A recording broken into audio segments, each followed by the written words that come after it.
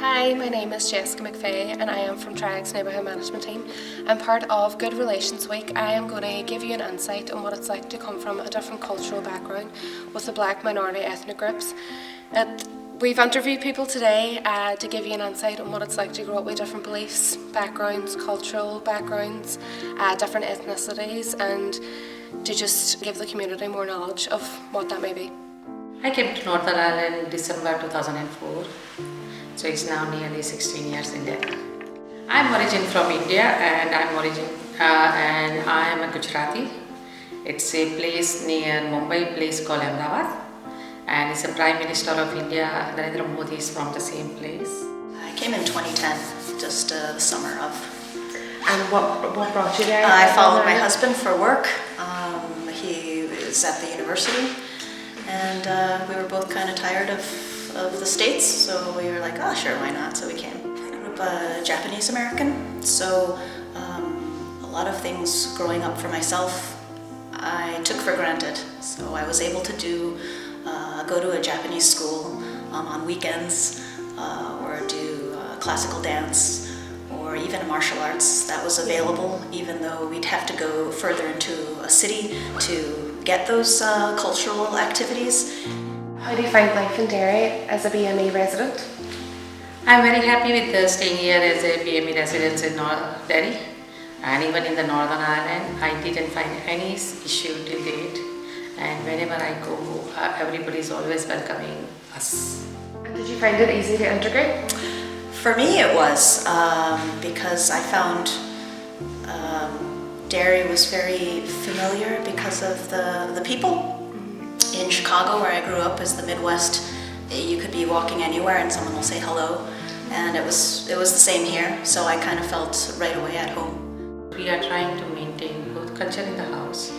We are practicing everything such as food, and celebrate our own festival, and celebrate the same way what we celebrate in the house and with the food, in Indian foods, what is our actual diets.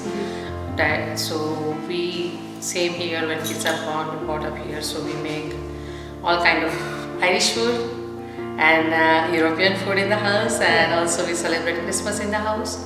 So that's why we are trying to maintain both culture, and that's the main things for to pass to next generation, because kids are not that much connected with the family and specific with our culture, because our culture is different than the different part of India.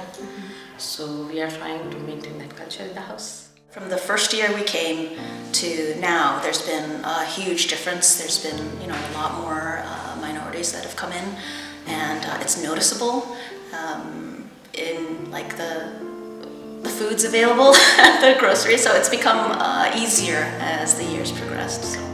We are staying in the place where the people are very friendly, yes, and accommodating to each other, and they are trying to also learn our culture, because now they know so many Indians living in the city, and kids are growing with other kids in the same school and colleges, so parents always like to see and learn about the different culture with the kids as well. So that's the main good part I like in the Delhi now. When growing up without a lot of other minorities around, like being one of the only minorities in a school, you were usually ignored. Or here I found a lot more people were kind of interested in asking, oh, where are you from? One of the differences I noticed was they would ask you what your name meant, where in America they never really asked you what the origins of your name was. Yeah. So I found that very different. I started work from my son's school when he was young, in the nursery, when he celebrated his first Christmas, and every children asking him, what did you get for your Christmas gift? Because it's not part of our culture and not part of our festival, because we are following the different religion called Jainism. So then that time we have a Christmas tree in our house, we make the Christmas dinner and everything. So my son told them, okay, this is the things I got, but I got the 2 times my gift this year, because one for my Diwali and one for my Christmas. So every kid was just wondering how you can get 2 gifts. So then after in the next year in the school they asked me, can you share your culture within the school, because it's that time in the schools so many Indian kids are studying and most of them parents are working in the hospital. So I say, okay, I would like to share my culture with the children. So they respect each other, they know what where belongs to and where is our background. Otherwise, they don't know where we are coming from.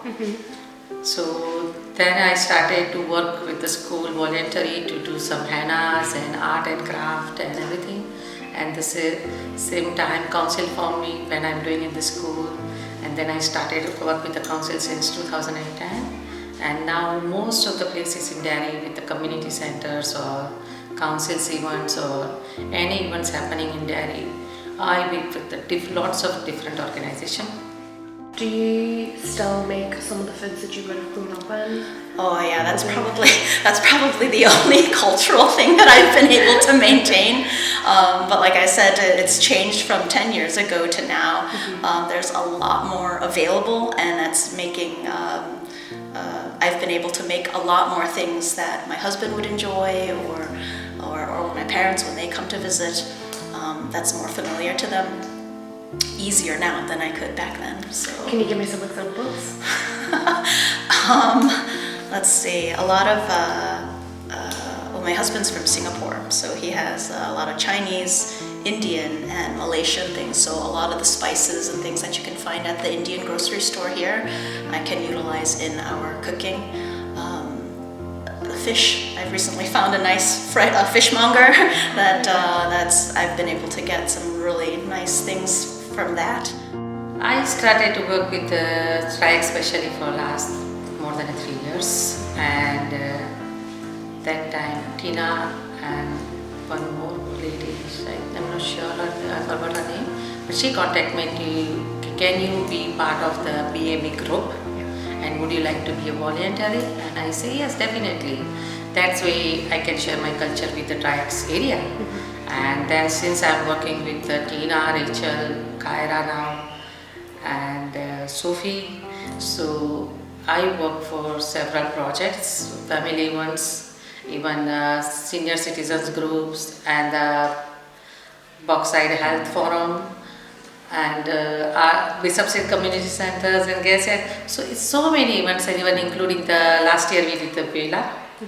So that's the way I'm working with tribes for more than 3 years, and I know most of the people in the tribes. I was able to participate in I think it was like a mini Mela that was here that happened, and that was great. That was like the first one that I actually participated in, even though I've attended one as just as a casual like attendee. I got to feel a little more pride about my own ethnic background and culture, and see what I could share and see what was interesting to many locals. And that may have been a little different, even though it wasn't very out of place for myself growing up.